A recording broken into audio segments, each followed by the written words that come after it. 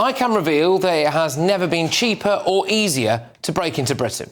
People smugglers have reduced their fees to just £1,000. It used to be about £8,000. This is because thousands of illegal immigrants are queuing up currently to cross the channel. Now, we can show you exclusive footage from someone we believe to be a people smuggler. Here he is, showing off his boat.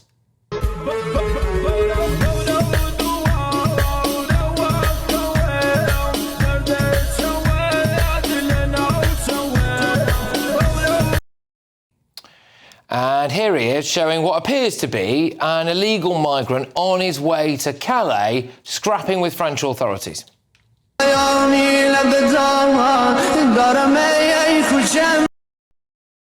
And then, of course, the French authorities appear to do nothing and they get on the boats.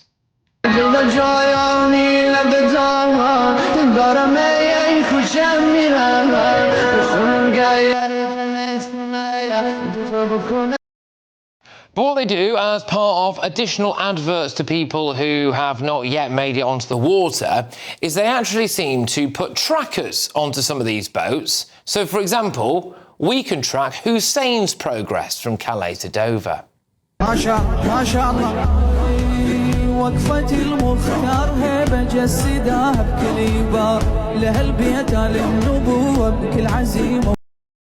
Yes, well done, Hussein. A French source told us this year is aiming to be a record year for small boat crossings. The smugglers are gearing up by charging just £1,000, and it shows how confident they are. Well, today, the other big news was this. Accommodation for asylum seekers is expected to cost more than £15 billion. That is 3 times the amount the Home Office originally estimated.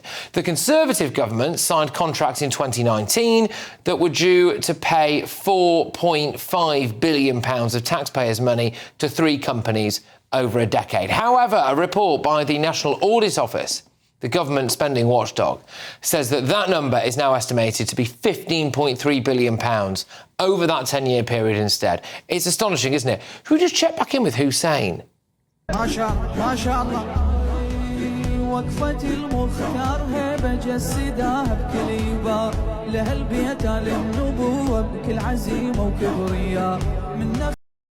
Hussein's on his way to one of those hotels, isn't he?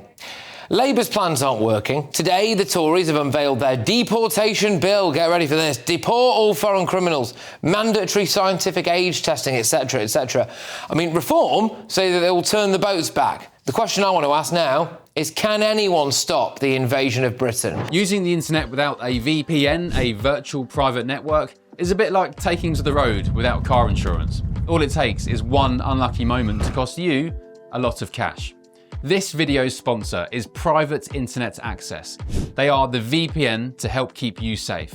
Click the link in the description below to find out why over 30 million people have downloaded PIA to protect themselves online. A virtual private network is an app that hides your IP address and helps keep your data private. When you're browsing the internet at home, you give up a large amount of data to businesses, to shops, and indeed to social media giants too. Hackers have the ability to steal your personal data with ease, including sensitive information such as passwords, keystrokes, and even your personal photos. Private Internet Access helps protect your personal data by encrypting your internet connection to keep your data out of the hands of cyber criminals. And it's not just hackers either to be concerned about. Information can be censored too. When Canada passed their C18 bill, social media giants decided to ban news content on their platforms. But PIA can protect your ability to consume the news and content you love. Private Internet Access is available for Windows users, Mac OS, Android, Linux, iOS, and you can use one PIA subscription to protect an unlimited amount of devices. And we've got a huge GBNews discount for you too. Click the link in this video's description and you'll get a massive 83% off PIA. That's under £2 a month, the price of a coffee, and you'll get an extra 4 months completely free on top. Also, there's a 30-day money-back guarantee too. Visit piavpn.com/GBNews to start protecting yourself digitally today. Let's get the thoughts of my panel. We've got the Director of Popular Conservatives, Mark Littlewood, Senior Reporter at Guido Fawkes, Ellie Wheatley, and, of course, the political commentator, Eve McQuillan. Mark, can anyone stop the invasion of Britain? Yeah, how's the smashing the gangs going, do you think? I mean, I was never very confident that they were going to smash the gangs. But if you'd even just taken a small lump out of them, you'd expect prices to go up, not down. Yeah. Right? If you were able to close down some, I don't know, cocaine smuggling operations, you'd expect the price of cocaine to go up. The fact that it's falling, I think, means that whatever strategy the Labour government are implementing is failing rapidly. Like £1,000, I mean, it's not exactly Ryanair prices, is it? But it's getting there. But I suppose for £1,000 you get a house. you get your bills paid for. It's even better than the GBNews great giveaway. Yeah. But here's the problem that we've covered this many times on your show, Patrick. If the pull factor is that great, then I don't think you can stop the demand. If you are offering hotel accommodation, a very soft asylum system, a likelihood that you will stay or win your application or be able to disappear into the wider community, if those are your odds, you're probably going to pay £1,000 or more to risk it. So we've got to stop the magnet at this end. That's what's really pulling them in, at least as much as Hussein and his boats. I mean, those prices, like we said before, and Mark White, our Home and Security Editor, has been on numerous times. They always used to be about 5, 6, 7, 8 grand, right? And to just slash them to £1,000 now because there's so many people queuing up, that tells you everything you need to know about the invasion of Britain. Yeah, I mean, totally. I can't say I'm surprised. I mean, immigration wasn't even one of Starmer's 5 milestones for change in December. So it's not, I mean, they claim it's a priority, and the government's been boasting about the fact that since taking office, they claimed that enforced returns have gone up by 24%. But that's nothing when this year so far, there's been an increase in small channel migrants by 40%. So it doesn't even make a dent. So I think the only thing to do here is to have a proper deterrent and have to have proactive policies rather than reactive policies. The Rwanda scheme, obviously, it was botched and it wasted millions of taxpayers' money, but even the threat made a difference. Do you remember the then Irish Deputy Prime Minister? Ireland, They all went to Ireland. Oh, yeah. 80% of their migrants were coming from Northern Ireland into the Republic. So it does show that a deterrent is what's needed. Eve, I'll bring you in. I mean, this is pretty catastrophic news for Starmer. The price drop there, the thousands of people queuing up, and they're using TikTok there to just even boast about the fact that they've got all these boats and they're about to put a load of people on them. I mean, they don't care about him, do they? Really? I mean, I think what's happening is there are obviously desperate people willing to cross the channel, and that should concern us because of the safety aspects. But we do need to remember that when those people arrive, the majority of them eventually are granted asylum. What we have at the moment with the hotels is a ridiculous system where we are so slow at making those decisions that we're leaving people in hotels for a long while, which people don't. Labour view, genuinely. What?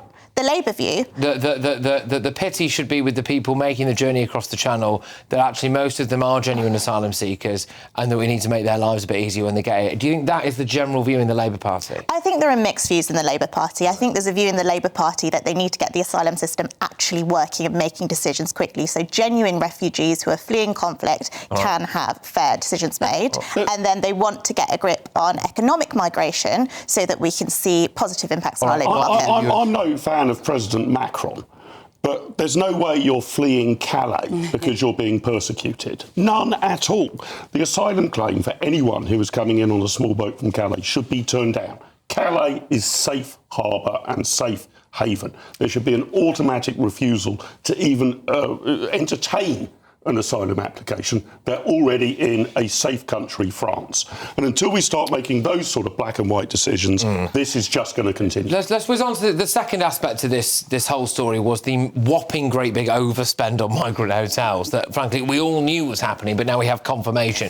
So it's about £4 million a day, and that equates, apparently, my maths is not great, I'm only going off what I've been told here, about £15.3 billion over the course of about 10 years, right? Which is, I think, 3 times more than the government thought that it was going to be. Well, we cannot go on like this, can we? When people are being told to scrimp and save, when it looks like they might be coming after your ISAs, they're coming after the pensioners' winter fuel payments, they're coming after all sorts. Yeah, but we've got £15.3 billion. And now, by the way, the Home Office is hiring 300 asylum decision makers on 31 grand a year.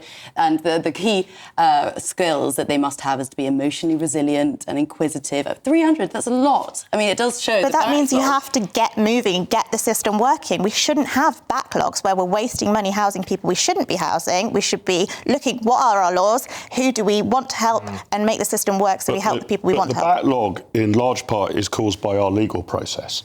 That your endless rights of appeal under things like Article 8 of the ECHR and the Human Rights Act. Look, I think we should give asylum seekers a fair hearing, but I think we should make a decision within hours or days, not within 18 months. And I don't think we should have a legal system that allows almost limitless appeals and, frankly, a success rate amongst asylum applications which is eye-wateringly and implausibly high. You're right, most of them get asylum status.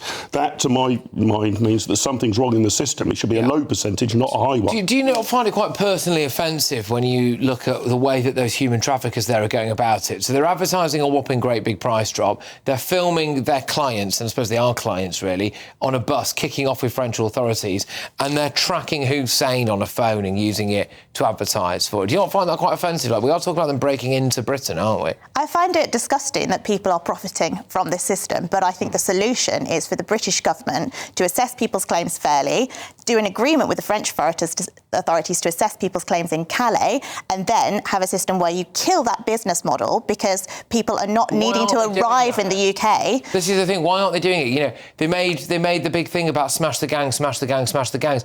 And we're looking at this now, this situation. I honestly think if you ask most people in Britain now, would you turn the boats back, they'd say yes. Ali? Yeah, well, I mean, look at how Reform's surging in the polls and how well they did in the locals. Of course, most people in Britain are going, this is ridiculous. I mean, headline after headline, various illegal criminals not being able to be deported because, as you say, the ECHR rulings, which often they are ridiculous cases made by judges, decided by judges. And so this is why we see the rise in Reform, because they also have a clean slate. They haven't got the Tory record of 14 years of mismanagement. They aren't doing as poorly as Labour, obviously, because they're not in government. I mean, I understand that they're working on proper policies on immigration at the moment in the next coming weeks and months, but we'll see if any of them are actually I just think tomorrow we're going to have some, so I know people hate this word, but we're going to have some very poor optics, right? Because we've got VE Day, OK, and we've got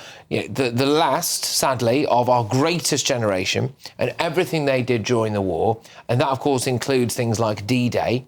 And on that day, we are almost inevitably going to have several hundred young blokes come across the channel in boats, rock up on the south coast and make a life here at the taxpayers' expense. And I just think that's going to stick in the craw a bit tomorrow more than most days. Yeah, the juxtaposition of that is quite extraordinary, isn't it? I mean, it's not Britannia rules the waves anymore. Far from it. No, we can't remotely defend. We use the waves to get to Britannia, and we won't. And have a free hotel room for 18 months when you get here. I mean, it's hardly surprising, is it? I wonder whether one change we could make is this. I think we'd have to opt out of a little bit of the refugee convention to do this, but that we say to people, if you want to apply for asylum status, your feet don't need to be on British land. You do it through the embassy of the country that you're in. So if you are in, there'll be a few exceptions, war-torn areas, but if you're in, I don't know, Venezuela, that's fine. You go to the British embassy in Venezuela, you do not move.